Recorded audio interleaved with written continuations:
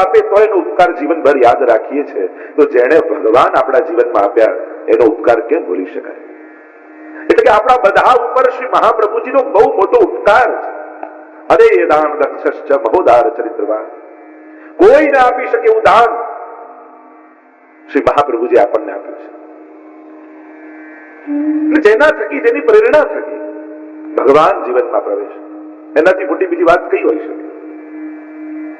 સીધી સાદી વાત સમજાવું તો એટલું ચોક્કસ કહીશ કે મીઠું મીઠું બોલી જે સંસારમાં ખેંચી જાય એના કરતા કડવું બોલી ભગવાન તરફ લઈ જાય એ વ્યક્તિ સારો. બહુ મીઠું મીઠું ગળ્યું ગળ્યું અને સારું લાગે એવું બોલી અને આપણને સંસારી બનાવી દે, કેવલ સંસારાસક્ત કરી દે, એના કરતા કડવું બોલીને પણ જે આપણા હાથે સત્કર્મો કરાવે એ વ્યક્તિનો આભાર માનજો, એનો ઉપકાર ગણજો જીવનમાં. આપણી સંસ્કૃતિ ઉપકારની સંસ્કૃતિ છે. આપણે એમ નથી માનતા કે નાનપણમાં અમે સ્કૂલે જતા તો ટીચર તો જોબ કરતા, એમાં ભણાવવામાં ક્યાં, એમનું તો કામ હતું, પણ આપણે ઉપકાર ગણીએ છીએ. એમણે આપણને ભણાવ્યા, મા બાપે આપણને મોટા કર્યા, આપણે નથી કહેતા એમની ફરજ હતી, આપણે એમ કહીએ એમનો ઉપકાર છે. આપણા જીવનના ઘડતરમાં જેનું પણ રંચક માત્ર પણ યોગદાન છે એનો ઉપકાર જીવનમાં સદા યાદ રાખો. એનો ઉપકાર ભૂલવો, આપણું જીવન એમણે ઘડ્યું છે. તો વિચાર કરો, એક સાંસારિક સંસારને ઘડનારાનો ઉપકાર યાદ રાખીએ છીએ, તો જેને આ જીવાત્માને પરમાત્મા યાદ અપાવ્યા એનો ઉપકાર તો કેમ ભૂલી શકાય? અને એટલા માટે હરિરાય મહાપ્રભુજીનો આ ઉપકાર છે આપણા બધા ઉપર. અર્જુન પણ કહે છે, ત્વત્ પ્રસાદાન મયા અચ્યુત, હે અચ્યુત પરમાત્મા, આપની કૃપાનું ફળ છે. મારી સમજ તો બહુ નાની છે, આપની કૃપા વિશેષ છે. છેલ્લે કહું, ટૂંકમાં કહું તો કરીશ વચનમ તવ, આપ જેમ કહેશો એમ કરીશ. અને હું બધી એવી આશા બધા પાસે રાખું, છેલ્લા દિવસે આપણે પણ હરિરાયજીને કહીએ, કરીશ વચનમ તવ, આપ જેમ કહી રહ્યા છો એમ કરીશું. કારણ કે આ સર્વ શાસ્ત્રોના સારરૂપ શિક્ષાપત્ર છે. મેં પહેલા જ કહ્યું, ગીતાજી, ભાગવતજી, ષોડશ ગ્રંથ, વાર્તા સાહિત્ય, સુબોધનીજી, આ બધાનું દોહન કરી જે નવનીત મળે એનું નામ શિક્ષાપત્ર છે. એક આ ગ્રંથનો આશ્રય કરી લો ને તો બાકી બધા ગ્રંથો સહજમાં સમજ આવી જાય. એક પિતા હતા, એને દીકરી મોટી થઈ એટલે દીકરીને કહ્યું કે તારે બેટા આજે તારો જન્મદિવસ છે, તને શું લાવી આપું? દીકરીએ કહ્યું કે બાપુજી મને સસરા લાવી આપો. કે એમ કોઈ સસરા હોતા હશે? અચ્છા તું કઈક માંગ તો લે. અચ્છા મને સાસુ લાવી આપો. અરે આમ સાસુ થોડી આવે. અચ્છા એવું કરતો મને દિયર લાવી આપો. અરે એમ દિયર ક્યાંથી? અચ્છા તો જેઠ લાવી આપો. અચ્છા તો નણંદ લાવી આપો. ત્યારે આવું બધું ગણાવા લાગી દીકરી. ત્યારે પિતાએ કહ્યું, બેટા તું એક વર ગોતી લે, આ બધું તો એમને પાછું આવશે. એમ આ વરરૂપ શિક્ષાપત્રને પકડી લો, ગીતાજી, ભાગવતજી, ષોડશ ગ્રંથ, આ બધું પાછળ પાછળ આવશે. એક શિક્ષાપત્રને વરી જાઓ તો આ બધા જ ગ્રંથો સાર રૂપે પાછળ પાછળ આવવા લાગશે. એક આને જો સમજી જાઓ, બધા ગ્રંથો સહજમાં સમજમાં આવશે. અને એટલા માટે આપણે બધા જ ભાગ્યશાળી છે કે સત્સંગના કેન્દ્રમાં શિક્ષાપત્ર બિરાજમાન છે, શ્રી હરિરાયજીની વાણી બિરાજમાન છે. આપણા બધાની તકલીફ એ કે ભગવાનને માનીએ પણ ભગવાનનું ના માનીએ. ગીતાજી પર કંકુ ચડાવીએ, અક્ષર ચડાવીએ, આરતી કરીએ, બધું કરી, પણ લખ્યું હોય એ ના કરી શકીએ. એમ હરિરાયજીને માનીએ પણ શિક્ષાપત્ર ન માનીએ. એક 80 વર્ષના બાપા 100 વર્ષના થયા બાપા, એટલે 5 દીકરા, બધાને તો બાપુજી 100 વર્ષના થયા, લાવ એમની ઉજવણી કરીએ. આખા ગામને બોલાવ્યું ને બધું બહુ મોટો એમને ઉજવણી રાખી જન્મદિવસની. એક સંતને બોલાવ્યા. સંતે પણ આશીર્વાદ આપે, બાપુજી તમે ભાગ્યશાળી છો કે 5 દીકરા તમારો 100મો જન્મદિવસ ઉજવે છે. પેલો કે ધૂળ ભાગ્યશાળી એકે મારા કયામાં નથી. એમ હરિરાયજીનો ઉત્સવ ઉજવીએ, મહાપ્રભુજીનો ઉત્સવ ઉજવીએ, ગીતા જયંતિ ઉજવીએ, તો ક્યાંક આપણા હરિરાયજી એમ ન કહી દે કે આ બધા આયા છે પણ કોઈ મારા કયામાં નથી. પણ દાહોદના વૈષ્ણવની તો વાત જ કંઈક જુદી છે. આપ લોકો તો કરો છો જ, આટલો ભાવ, આટલી શ્રદ્ધા, બસ આ તો એક પથદર્શન છે. શિક્ષાપત્ર આપણને પથદર્શન કરે છે. સત્સંગ ઉત્સાહ અને સાહસ આપે છે ભક્તિ કરવાનું. ગઈકાલે આપણે દર્શન કરી રહ્યા હતા, આપણે તો હજી પ્રથમ શિક્ષાપત્રમાં છે, થોડી ગતિ વધારીશું. ગઈકાલે દર્શન કર્યું. શ્રી હરિરાય મહાપ્રભુજી આપણને આજ્ઞા કરે છે, મનસા ભાવે નિત્યમ લીલા સર્વા ક્રમાગતઃ. જે દ્વિતીય શ્લોકમાં આજ્ઞા કરી, નિરુદ્ધ વચનો વાક્યમ, વૈષ્ણવે વાણીનો નિરુદ્ધ કરવો, નિરોધ કરવો. જરૂર પડે ત્યાં બોલો. તકલીફ એ છે જેના માટે ભગવાને વાણી આપી એ મુખમાંથી નીકળતું નથી, અને જે નથી બોલવા જેવું એ આખો દિવસ બોલ્યા કરે છે. અને એટલા માટે હરિરાયજી કહે છે કે વાણીનો નિગ્રહ રાખો. મનસા ભાવયે નિત્યમ લીલા સર્વા ક્રમાંગતઃ. મનથી સદાય પ્રભુની લીલાઓનું ક્રમ અનુસાર ભાવન કરો. મનમાં પ્રભુનું ચિંતન કરો. મન ભગવાન વાળા. શ્રી હરિરાય મહાપ્રભુજી વૈષ્ણવે જીવનમાં સંસારમાં કઈ રીતે રહેવું એના પણ ઉપાય આપણને આપે છે. કાક્યા કરી સેવા બી કાઈ કી કાર્યા નિરુદ્ધે નૈવ ચેતસા. નિરુદ્ધ ચિત્તથી, નિરોધયુક્ત ચિત્તથી આ શરીરથી પ્રભુની સેવા કરવી. કૃષ્ણ સેવા સદા કાર્ય માનસી સા પરાપતા. જે મહાપ્રભુજીની આજ્ઞા છે, સર્વદા સર્વભાવેન ભજનીયો વ્રજાધિપ સસ્યાયમેવ ધર્મો હિ નાન્યત્વાપી કદાચન. ચિત્ત નિરોધ કરી. અને આ સૌથી મોટો પ્રશ્ન આપણને બધાને, અને બહુ કોમન પ્રશ્ન આપણને બધાને લાગે કે સેવા કરવા બેસીએ ને મન ભટકે છે. લગભગ બધાનો આ પ્રશ્ન હતો. હું તો કહું તો સેવા કરવાનું પહેલું ફળ તમને મળ્યું. અને 24 કલાકમાં ક્યારે તમને એવું લાગે છે કે તમારું મન ભટકે છે? સેવા કરવા બેઠા એટલે પહેલી કૃપા એ થઈ કે જીવનમાં સમજણ આવી કે મારું મન તો ભટકી રહ્યું છે. એ તો આખો દિવસ ક્યારે નથી લાગતો. સેવા કરવા બેસીએ ને ભાન થાય કે મારું મન તો કેવું છે, કેવું ચંચળ છે, બધે ભટકે છે. એક વસ્તુ યાદ રાખજો, જ્યારે સેવા કરવા તમે બેઠા હો ત્યારે સંસારને તુચ્છ માની અને પછી ભગવાનની સેવામાં કે આમાં કોઈ સાર નથી. સાર કેવલ પરમાત્મામાં છે. પ્રભુની મહત્તા સ્વીકારીને સેવામાં જશો. કારણ કે જ્યાં સુધી સંસારની મહત્તા મનમાં રાખીને સેવામાં જશો ત્યાં સુધી મનમાં સંસાર ચાલ્યા જ કરશે. અને દુનિયામાં કોઈ એટલો મહત્વનો વ્યક્તિ આ વસ્તુ નથી કે જ્યારે તમે ભગવાન આગળ બેઠા છો ત્યારે એ તમારા મનમાં આવીને બેસી જાય. તમારો બહુ પ્રેશિયસ ટાઈમ ઠાકોરજીની આગળ બેસો એ જ 24 કલાકમાંનો તમારો સૌથી મહત્વનો સમય જ્યારે તમે ઠાકોરજી આગળ હો છો એ જ. ઠાકોરજી પાસે માંગવું હોય ને તો એટલું માંગવું કે પ્રભુ એટલી કૃપા કરજો કે કમથી કમ તમારી સેવામાં તમારી સન્મુખ બેઠો હોઉં ત્યારે બને તો આપ એવી કૃપા કરો કે મને બીજું કોઈ તમારા સિવાય યાદ ના આવે. એવી કૃપા કરો, એવા આશીર્વાદ આપો. સહજ છે મનની ગતિ, ચંચળ મન છે. અર્જુને પણ કહ્યું ચંચળ વિહિ મન કૃષ્ણ પ્રમાથી બલવત્તરમ. આ મનને નિગ્રહ કરવું બહુ કઠિન છે. અને મનનો સ્વભાવ, ઘણા લોકો કે સેવા કરવા બેઠીએ ત્યારે જ બધા વિચાર આવે. ખરેખર જોવા જાઓ તો વિચાર આવતા નથી, વિચાર તમને છોડીને જાય છે.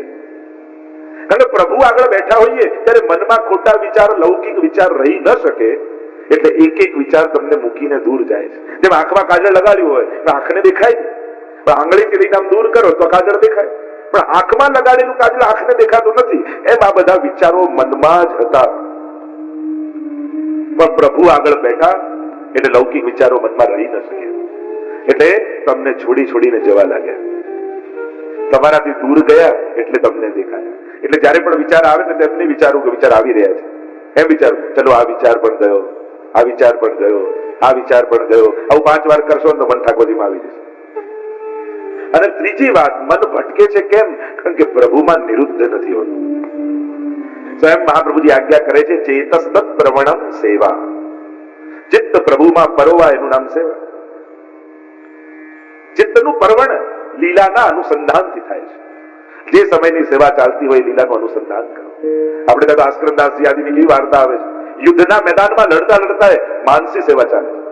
બે વસ્તુ છે, એક છે સેવાની માનસી અને બીજું છે માનસી સેવા. ઘણા લોકો કે અમારાથી એમ સેવા થતી નથી પણ માનસી સેવા કરી. એને માનસી સેવા ના કહેવાય, એને સેવાની માનસી કરી કહેવાય. માનસી તો ફલરૂપા છે.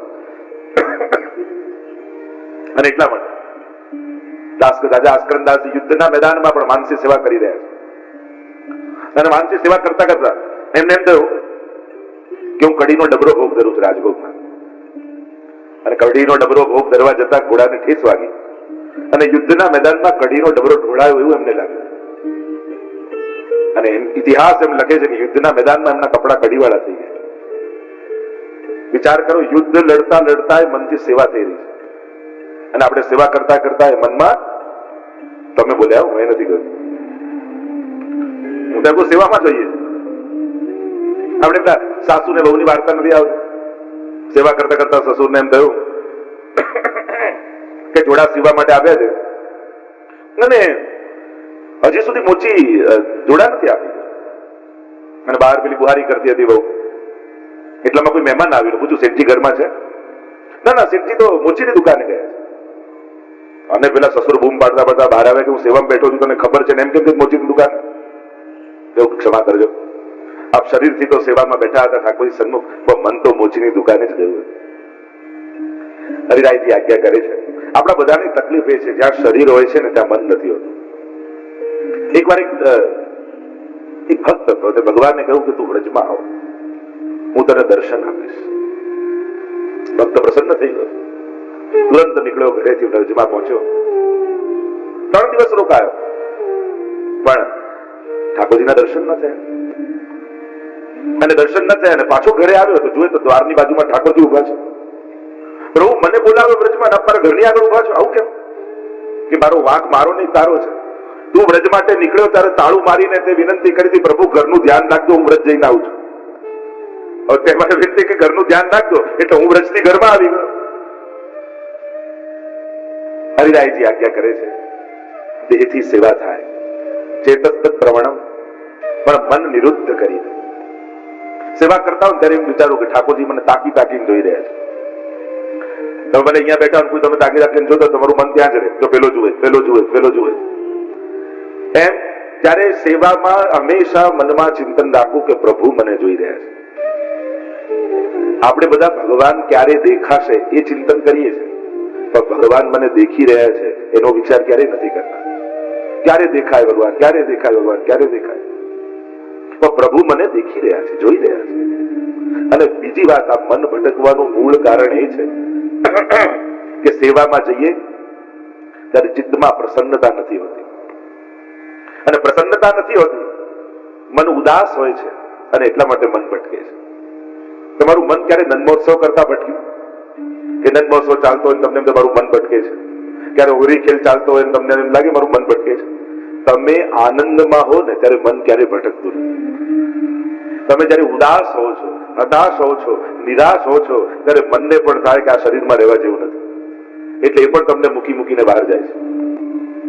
હરિરાયજી આજ્ઞા કરે છે, સેવા આપી કાયી કી કાર્ય નિરુદ્ધે નહીં વચેતસા. નિરુદ્ધ મનથી ભગવત સેવા કરવી, મન ઠાકોરજીમાં રાખી. જેમ પેલો નટ દોરી ઉપર ચાલતો હોય, બધે બાજુ જોતો હોય, પણ એનું અંદરથી ચિત્ત તો પેલી દોરીને જ વિચારતી હોય, જેના ઉપર ચાલતો હોય છે. એમ સંસારમાં રહીએ, બધા કાર્યો કરીએ, બધા વ્યવહાર કરીએ, પણ અંદરથી ચિત્ત પેલી દોરી ઉપર રાખવું કે જેના માર્ગ ઉપર આપણે ચાલવાનું છે. નિરોધ ચિત્ત થવું છે. પ્રપંચ વિસ્મૃતિ પૂર્વક ભગવદ આસક્તિ નિરોધ. મહાપ્રભુજી નિરોધ શબ્દની વ્યાખ્યા કરે છે કે પ્રપંચ એટલે અમતા મમતાત્મક સંસાર અને એની વિસ્મૃતિ થાય, અને ભગવદ આસક્તિ પ્રત્યે એનું નામ જ નિરોધ છે. અને એની અનેક વ્યાખ્યા આપણને આસ્કંદાસજીની વાર્તામાં એવો નિરોધ તેમને સિદ્ધ થયું હતું ભગવત સેવામાં કે સ્વયં ગુસાઈજી આજ્ઞા કરી હતી એમના બેટીજીને કે આસ્કંદાસજી આવે, ભોગ પ્રભુને ન ધર્યો હોય ને તો એમને પ્રસાદ લેવડાવી દે, કારણ કે એમના તો હૃદયમાં ઠાકોરજી બિરાજે છે. અને એકવાર એવું વાર્તા આવે છે કે એકવાર આસ્કંદાસજી આવ્યા અને રાજભોગની થાળી ભોગ ધરવા જતા હતા બેટીજી નવનીત લાલને, અને આસ્કંદાસજીને આવતા જોયા તો એમને પહેલા પ્રસાદ લેવડાવી દીધો.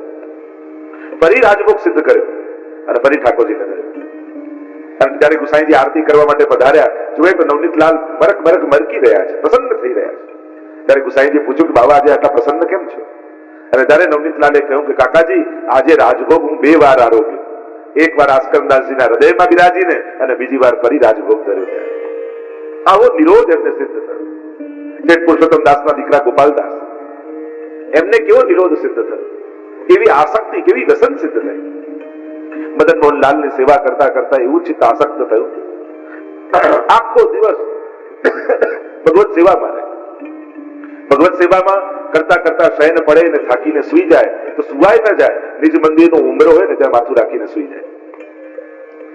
પણ રાત્રિના સમય પણ એવો વિપ્રયોગ જાગે, ક્ષણવાર મદન મોહનલાલ વગર રહી ન શકે, અને અવાજ કરે, હે મદન મોહનલાલ, હે મદન મોહનલાલ. રાત્રિના સમય પણ એ વિપ્રયોગ સહેન ન થાય. અને અંદર સૈયા મંદિરમાંથી ઠાકોરજી અવાજ કરે કે હા શું છે ગોપાલદાસ? ત્યારે 2 હાથ જોડીને ગોપાલદાસ કહે કે અરે પ્રભુ, મને તો બોલવાની આદત પડી છે, આપ કેમ જાગો છો? ત્યારે ઠાકોરજી કે તને આદત પડી છે તો જવાબ આપવાની મને આદત પડી ગઈ છે. તું મારા વગર નથી રહી શકતો તો હું તારા વગર નથી રહી શકતો. હરિરાયજી આજ્ઞા કરે કે જીવનું કર્તવ્ય શું છે, વૈષ્ણવનું કર્તવ્ય શું છે કે ચિત્ત પ્રભુમાં રાખી આ દેહ દ્વારા ભગવત સેવા કરતો. જેમ ચંદનનું લાકડું ઘસાય તો એમાંથી ચંદનની સુગંધ નીકળે, એમ વૈષ્ણવનો દેહ સેવામાં ઘસાય ત્યારે જ એના શરીરમાંથી વૈષ્ણવતાની સુગંધ નીકળતી હોય છે. આ વૈષ્ણવતા સાર્થક એમાં જ થતી હોય છે. વિચાર કરજો, તમારો દેહ ક્યારે હરિ ગુરુ વૈષ્ણવની સેવામાં ઘસાયો કરો. આ વૈષ્ણવતાની સુગંધ એમને ન પ્રગટે. સેવામાં જ્યારે દેહ ઘસાય ત્યારે આ દેહની સાર્થકતા છે. બાકી તો આ નાશવંત દેહ છે. પંચ રચિત યહ અધમ શરીર એમ કહ્યું. માનસભાઈએ કહ્યું કે આ તો પંચમહાભૂતનું અધમ શરીર છે.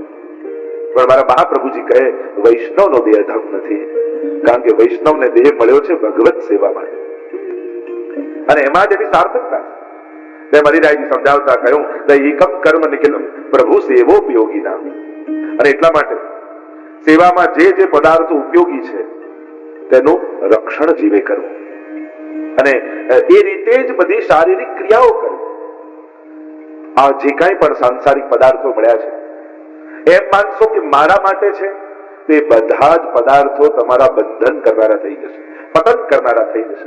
પણ જયારે આવો ભાવ આવે કે આ બધું મને ભગવત સેવા માટે મળ્યું છે, આ ઘર છે તો ઠાકોરજીનું છે, આ પરિવાર છે તો ભગવત સેવાના સહાયક લોકો છે, આ ધન મળ્યું છે તો ઠાકોરજી મને એક અવસર આપ્યો છે ભગવત સેવાને એક સત્કર્મ કરવાનો. અનુકૂળતા ભગવાને કરી આપી તો માનજો કે ભગવાન ઈચ્છે છે કે તમે સત્કર્મ કરો. ઘણા લોકો આમ ભાવ થશે ને પછી કરીશ, ઘણા લોકો વ્યવસ્થા પર ઉભા રહે, બધું ગોઠવાઈ જાય ને પછી ઠાકોરજી પધરાવીશ, પછી બ્રહ્મ સંબંધ લઈશ. પણ જે અનુકૂળતાઓની પ્રતીક્ષામાં બેઠા રહે છે એ ક્યારે કરી શકતા નથી, પણ જે કરવા લાગે છે એને ઠાકોરજી બધી અનુકૂળતાઓ કરી આપે છે. તમે કેવળ અનુકૂળ સંજોગોની પ્રતીક્ષામાં બેઠા રહેશો. તમે કયા દિવસની રાહમાં બેઠા છો કે આખું ગામ ભેગું મળીને એક દિવસ મારા ઘરે આવે અને પછી એમ કે હવે તમે સેવા કરો, અમે તમને કોઈ અમે આવીને ડિસ્ટર્બ તમને નહીં કરીએ, તમે જેમ કહેશો એમ કરીશું, બધું તમને સપોર્ટ કરીશું, હવે સેવા કરો, એવું ગામ ભેગું મળીને ઘરે કહેવા આવે પછી કરશો? વિપરીતતાનો વિચાર કરી જે દિવ્ય લાભ જીવનમાં વૈષ્ણવ તરીકેનો ભગવત સેવાનો મળ્યો છે એનાથી કેમ વંચિત રહો છો? અને સેવા પધરાવવાનું કહીએ તો વૈષ્ણવને પહેલો વિચાર શેનો આવે ખબર? બસ સૂતક લાગશે તો. હવે આવું સરસ કાર્ય કરવા જાવ છો એમાં કોઈને મરવાની ક્યાં રાહ હોય? પહેલો વિચાર આપણને આવે પધરાવીએ તો ખરા, પણ સૂતક લાગે તો. હવે જઈને ત્યાં બિરાજે છે, કોઈને વાંધો આવ્યો? જો કોઈને વાંધો નથી આવ્યો તો તમને વાંધો નહીં આવે. તમને એવું લાગે છે કે તમે ઠાકોરજીની વ્યવસ્થા કરવાના છો, પ્રભુ એની વ્યવસ્થા પોતે કરી દેતા હોય છે. પ્રભુ પોતાની વ્યવસ્થા પોતે કરી દે છે. અને એટલા માટે સેવા પધરાવતા આનંદ અને ઉમંગ રાખો, ભય નહીં રાખો. દુકાન ખોલો તો ત્યારે ક્યારે એમ વિચાર કરો છો અરે નવી દુકાન નહીં ચાલે તો એના કરતા ખોલવી જ નથી? અરે ખોલતા તો કેટલા પ્લાનિંગ કરી લઈએ, હમણાં તો એક ખોલી, પછી બીજા એરિયામાં ખોલીશ, પછી ત્રીજા ગામમાં ખોલીશ, અને બધે મારી બ્રાન્ચો હશે. લોકો લૌકિકમાં આપણે કેટલા આશાવાન હોઈએ અને અલૌકિક કરવાથી ત્યારે કેટલા નિરાશ થઈને કરીએ છીએ, હતાશ થઈને કરીએ છીએ. નહીં થાય એનો જ વિચાર. કોઈ માનતું નથી ઘરમાં, પછી કેમ સેવા કરવી? એવું કેમ આશાવાન ન રહીએ કે પ્રભુ પધરાવીશ ને જોજો ને ધીરે ધીરે બધા માનવા લાગશે, ધીરે ધીરે બધાને ભાવ ઠાકોરજી કરશે અને બધા સહાયક થશે. અને એટલા માટે અનુકૂળતાની પ્રતીક્ષામાં બેઠા ન રહેશો, અનુકૂળ સંજોગોની રાહમાં બેઠા રહેશો તો જીવન તો જઈ જ રહ્યું છે, દિવસો તો પસાર થઈ જ રહ્યા છે. અને એટલા માટે કરવા લાગો, પધરાવો, શરૂ કરો, ઠાકોરજી બધું સાચવી લેશે, પ્રભુ જ સાચવનારા છે. અને એટલા માટે અહીંયા કહ્યું કે લૌકિક પદાર્થો કંઈ પણ જે છે એ ભગવત ઉપયોગી આપણને મળ્યા છે, ઠાકોરજી આપ્યા છે. પ્રભુ અનુકૂળતા કરી આપે તો માનો કે પ્રભુ ઈચ્છે છે કે તમે એની ભક્તિ કરો. તમને આંખેથી દેખાય છે તો માનજો મને દેખાઈ રહ્યું છે તો ઠાકોરજી ઈચ્છે છે કે હું એમને જોઉં. મને સંભળાય છે તો માનજો ઠાકોરજી ઈચ્છે છે કે તમે એની કથા સાંભળો. તમે ચાલી ફરી શકો છો તો વિચાર કરજો પ્રભુ ઈચ્છે છે કે તમે એના માટે દોડો, એના કાને માટે કંઈક હું ભાગું. અનુકૂળતાઓ પ્રભુની સૂચના છે, સંકેત છે. પ્રભુએ તમને સમર્થ બનાવ્યા છે તો માનજો કે ભગવાન મારા હાથે સત્કર્મ કરાવવા માંગે છે. મળ્યું છે તો સત્કર્મ કરવાનો અવસર ચૂકવો નહીં. એક વસ્તુ યાદ રાખો, માણસ જીવનભર મહેનત કરી બધું ભેગું કરે, ગુજરી જાય, તો આવતા જન્મમાં લઈ જઈ શકાય. લોકો ભલે એમ કે પાછા આપણે કહેતા જોઈએ આપણા બધા પરિવારને તમારા માટે આટલું આટલું મૂકીને જવાના છે. છોકરો કે તો લઈ જાઓ ભેગા હું ક્યાં ના પાડું છું. અને કોઈ બેંકની બ્રાન્ચ ખુલી જાય ઉપર તો આપણે કેમ મૂકીને જઈએ? આ તો કોઈ વ્યવસ્થા જ નથી. એટલે ઉપકાર કરતા હોય ખપાવી જઈએ આપણે. પણ મારી પાસે ઉપાય છે. તમે આ જન્મમાં મહેનત કરીને જે બધું ભેગું કર્યું સુખ, એ તમારે આવતા જન્મમાં જો વાપરવું હોય તો મારી પાસે ઉપાય છે. જેમ તમે અહીંયાથી અમેરિકા જાઓ તો કેવા ડોલરમાં કન્વર્ટ કરો રૂપીસ, તો ત્યાં વાપરી શકો, રૂપિયા ના ચાલે. એમ અહીંયા ભેગું કરેલું આવતા જન્મમાં લઈ જવું હોય તો તમારા સુખને પુણ્યમાં કન્વર્ટ કરી દો. જો સુખને પુણ્યમાં કન્વર્ટ કરશો તો એ પુણ્ય તમને આવતા જન્મમાં સુખ આપેલા છે. આ એક જ ઉપાય છે કન્વર્ટ કરવાનો, કે જે સુખ ભગવાને આપ્યા એ યુક્તિ તમારી પાસે હોવી જોઈએ કે મારા જીવનમાં આવેલા સુખને હું પુણ્યમાં કન્વર્ટ કરી શકું. રાખ્યું તો કર્મના સિદ્ધાંતમાં કોઈ એનો ઉપાય નથી. એ કોઈ આપણા સંતતિનું સૌભાગ્ય જે તમે મૂકી ગયા. ગણગતિ દાન ભોગ અને નાશ કરી કાં તમે વાપરી જાઓ કાં આપી દો. આવતા જન્મમાં જોઈતું હોય તો પોતાના હાથે એને પુણ્યમાં કન્વર્ટ કરો. અને એટલા માટે તો લેનારને આપણે પગે લાગીએ છીએ. જે દાન લે એને પગે લાગીએ, હાથ જોડી. એ શેના માટે? એટલા માટે કારણ કે તમે એને વસ્તુ આપી જે એને પણ મૂકીને જવાની છે, પણ એને સ્વીકાર કરી તમને પુણ્ય આપ્યું જે આવતા જન્મમાં તમારે કામ લાગવાનું છે. એટલે આપનાર કરતા લેનાર મોટો દાતા છે. આપનારો તો વસ્તુ આપે છે, પૈસા આપે છે, કોઈ પદાર્થ આપે છે, પણ લેનારો લઈને તમને પુણ્ય આપે છે જે આવતા જન્મમાં તમારે કામ લાગવાના છે. અને એટલા માટે જ્યારે પણ કોઈના પર પણ તમે આપો, ઉપકાર કરો, ત્યારે જેના પર ઉપકાર કર્યો એના પર ઉપકાર ન જતાવો પણ એનો આભાર જતાવો કે તે સ્વીકાર કરી મારી મદદ મને પુણ્ય કરવાનો એક અવસર આપે છે. એ તો મોટા ભાગે આપણને શું થાય, પેલાને આટલી મદદ કરી તોય પેલા આમ કર્યું, હવે તો કોઈની મદદ જ નહીં કરે. સારું કરીને પણ દુઃખી થઈને ઘરે આવીએ છીએ આપણે. સમજણ સારી નથી રાખતા એટલે સારું કર્યા પછી પણ દુઃખી થઈને આવીએ કે આને આટલી મદદ કરી તોય આને આમ કોઈની મદદ જ નહીં કરવાની. સમજણ બરાબર. અને એક વસ્તુ યાદ રાખો, દરેકના હાથમાં પુણ્યો લખાયેલા હોતા નથી. દરેકના ભાગ્યમાં પુણ્યો કરવા લખાયેલા હોતા નથી. તમારા નસીબમાં પુણ્યો કરવાના હતા એટલે તમે એની મદદ કરી શક્યા, પણ એ બિચારાના ભાગ્યમાં પુણ્ય નતા લખાયેલા એટલે એ તમારી જોડે સારું ન કરી શકે. અને એટલા માટે બિચારો દયનીય છે, બિચારો છે, કારણ કે એના નસીબમાં પુણ્ય કરવાનું લખાયું નથી. એટલે પુણ્ય કરવાનું છોડી ન દેતા, મદદ કરવાનું છોડી ન દેતા, એના પર નફરત કે ગુસ્સો ન કરતા, એ બિચારો દયાને પામે છે કે જો ને ભગવાને એને અવસર આપ્યો પણ એ મારી જોડે સારું ન કરી શક્યો, એ મારું મને મદદ ન કરી શક્યો, એના નસીબમાં પુણ્યો નથી.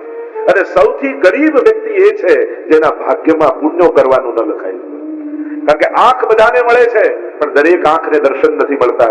કાન બધાને મળે છે, દરેક કાનને કથા નથી મળતી. હાથ બધાને મળે છે પણ દરેક હાથને પુણ્યો નથી લખાયેલા. જો તમારે ભગવાને તમને અવસર આપ્યા છે તો ઠાકોરજીનો આભાર માનજો કે પ્રભુ તે હાથ આપ્યા અને હાથની સાથે પુણ્યો પણ લખીને આપ્યા. એ પ્રભુ તારો આભાર છે. અહીંયા હરિરાયજી આજ્ઞા કરે છે કે જે કાંઈ પણ સેવાના સાધનો છે, યથોદપકરણાદિનામ રક્ષા તદ્વદ વિધીયતામ, એની રક્ષા કરવી. કારણ કે આ બધું પ્રભુનું છે. પુષ્ટિ માર્ગમાં દાન નથી પણ સમર્પણ છે. અને એટલા માટે આપણે પુષ્ટિ માર્ગમાં મહાપ્રભુજી પણ આજ્ઞા કે દત્તાપહાર વચનમ તથા સકલમ હરે ન ગ્રાહ્યમ ઇતિ વાક્યમ હિ ભિન્ન માર્ગ પરમત. અહીંયા દાન નથી, અહીંયા સમર્પણ. દાન અને સમર્પણનો ફરક એ છે કે આપણી માલિકીનું પ્રભુને આપવું યા કોઈને આપવું એનું નામ દાન, પણ એનું જ છે અને એને ધરી દેવું એનું નામ સમર્પણ. અને એટલા માટે આ સમર્પણ છે, પ્રભુએ જ આપ્યું છે અને પ્રભુને ધરવાનું છે. તો આ જે કાંઈ પણ સંસાર છે, ફરિયાદો કરવા કરતા જે મળ્યું છે એને ભગવાનની પ્રસાદી માનીને સ્વીકારતા શીખો. એ તો ઘણા લોકો ફરિયાદ, અમને જ આવા કેમ મળ્યા, તારા સિવાય કોઈ સાચવે એમ નહોતું એટલે તમે આપ્યા. તો ઘણા બહેનો ફરિયાદ, અમને જ આવા મળ્યા તો તારા સિવાય આને કોઈ સાચવે એમ નથી એટલે ઠાકોરજી વાત બરાબર સાચવશે.